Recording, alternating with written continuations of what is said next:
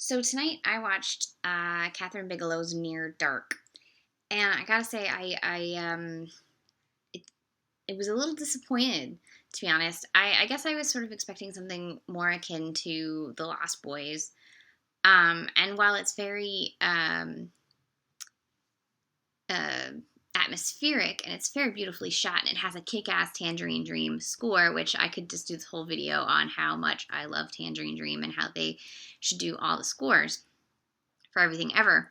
But what I my problem with the film is the plot, and not there's a plot point towards the end that apparently everyone thinks is dumb, and that didn't bother me because I'm bothered by the entire arc of the film, and I'm going to spoil it.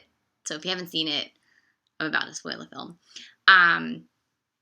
Adrian Pasdar is the lead. He plays a guy, just an average Joe dude from Oklahoma. He picks up a chick eating some ice cream at a late night gas station. She turns out to be a vampire. Whoops. She turns him into a vampire. He gets abducted by her vampire family. They're very dysfunctional, rowdy people. And it's hinted that at least the Lance Hendrickson character is as old as the Civil War, maybe older. And the Bill Paxton character hints at starting the Chicago Fire.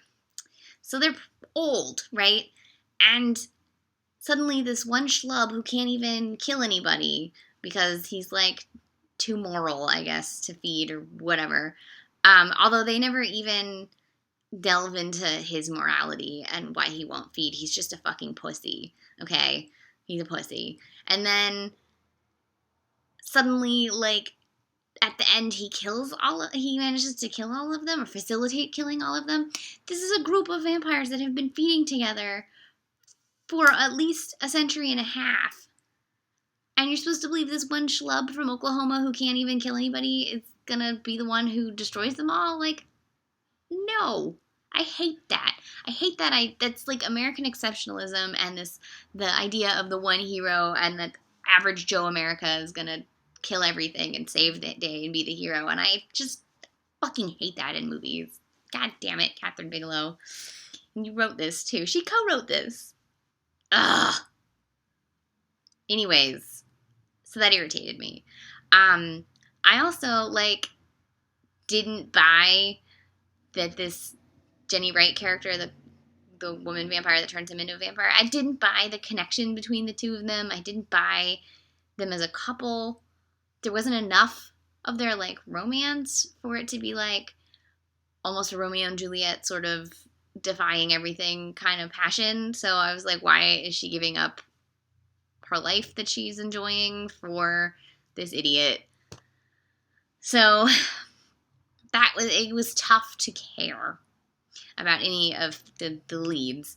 But the Tangerine Dream score was great. Did I say that? I'm sure I did.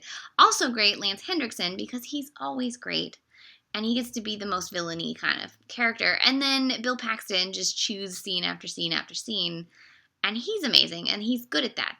He comes in, he's one of those actors. He comes in, steals all the scenes, leaves, comes back, steals all the scenes. So he's great. But it's that's not enough for a movie. I'm sorry. So I was sort of disappointed in this film. I wanted something better.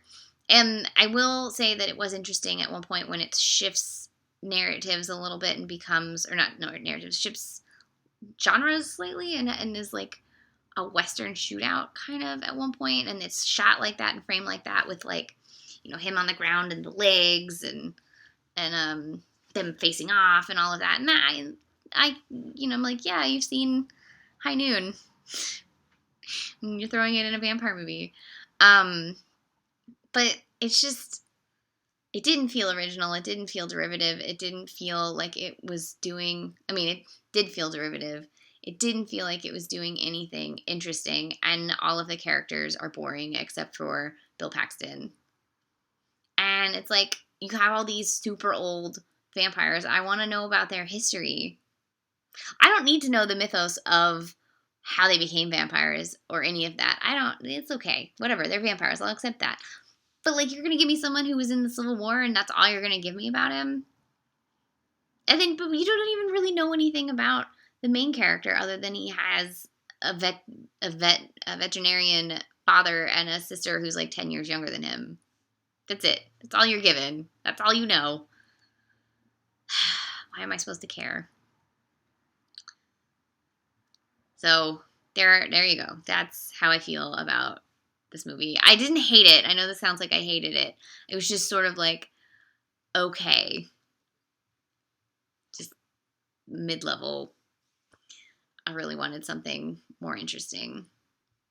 But, like I said, really, really great Tangerine Dream score. So Tangerine Dream should score all the movies, always. That's my opinion. Also, Bill Paxton should be in all the movies. Because at least if he's on the screen, you know you're going to enjoy that part.